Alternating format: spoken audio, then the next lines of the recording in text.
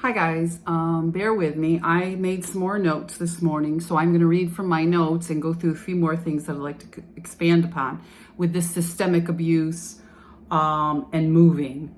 Bear with me. I'm going to read from my notes here and just touch base on a couple things, and then we can go through at a later time and I can do a more in-depth video. But what I'd like to talk about is, let's see, I think I put it here, okay, that's on the next page. As far as systemic abuse, so we have this ongoing, I'll show you my notes here. I've been making notes. Ongoing legal, I don't know if that's going to be backwards, but see, we'll have to just wing it here. You know, I'll eventually do a PowerPoint for you. But because the ongoing derogatory marks about being a professional in my career and, you know, it's just this whole crazy thing. We're going to touch base on some of that. So these people are allowed to continually legally abusing you. And this has been in and out of the court. You know, this economic abuse, certainly when it comes to Darvo. I mean, so you can't even get the small amount of services that are out there because you're not technically the abuser. So this is how sick this stuff is. And with post-separation abuse. So the economic abuse can continue with the legal abuse, and it's horrible.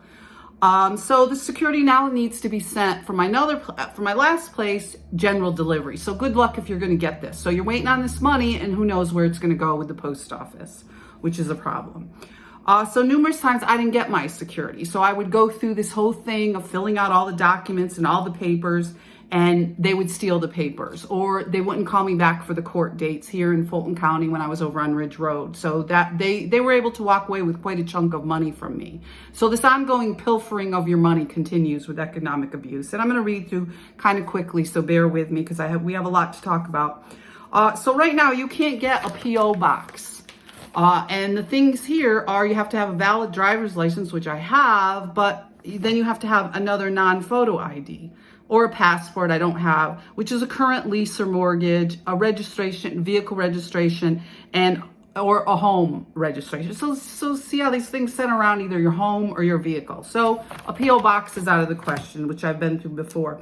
Target was absolutely wonderful with getting me supplies. So if you're moving around a lot, you can't often get supplies. I couldn't get food. I couldn't get essentials. Target was great. So you have to find somebody that's willing to take all these different addresses and still try to get you some things that you need, some essentials.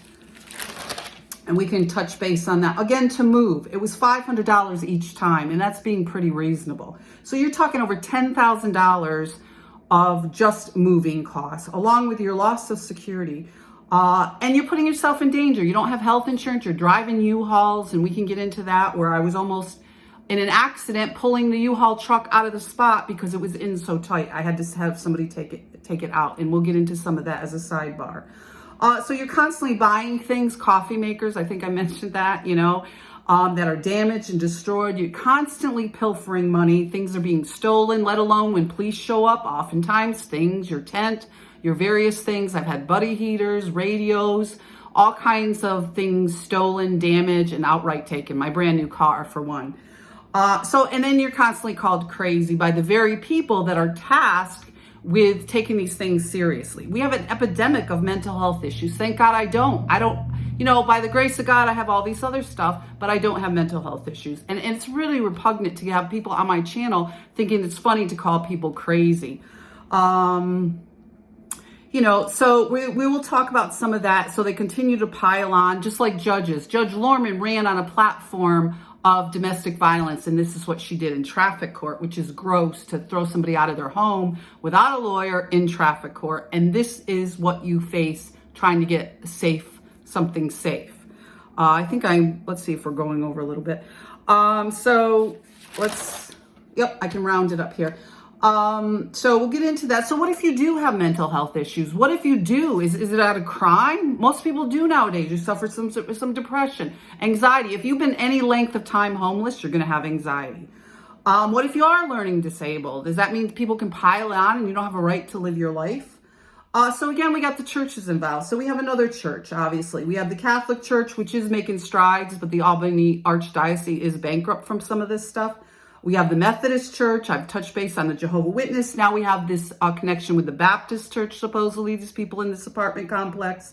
I have relatives over there or people that I know in the community that go there. We have evangelicals. So we have these people that are supposed to administer people and help them through these kinds of things. And they're piling on to calling people crazy. If you're in these types of positions calling people crazy, you need to check yourself, because those are derogatory remarks that people that are suffering with some of this stuff look to people to say, hey, do you want a Bible study? Do you want me to read to read with you or give you some support or inspiration? And this is what you have in our community. So this is systemic, not only with the police, but with various institutions that are failing in their job. As far as I'm concerned, again, I'm not an experienced professional in some of these things, but we really have a lot of work to do with how these people can continue to abuse you, certainly with housing, certainly with continuing to pilfer your money, as far as legal abuse in and out of the court system to try to get lawyers, and then you don't have any money to pursue some of this stuff. You don't have money to get your security back. You don't have a lawyer when you go in there and they throw you out and you're paying National Grid bills over $1,000 for heat you never got. So it continues. So I hope there's a lot in there to parse, and as we go forward, we'll continue to do that. Sorry if I'm a little over, but there's a lot to work on and a lot to go over. So be safe out there, guys. Take care.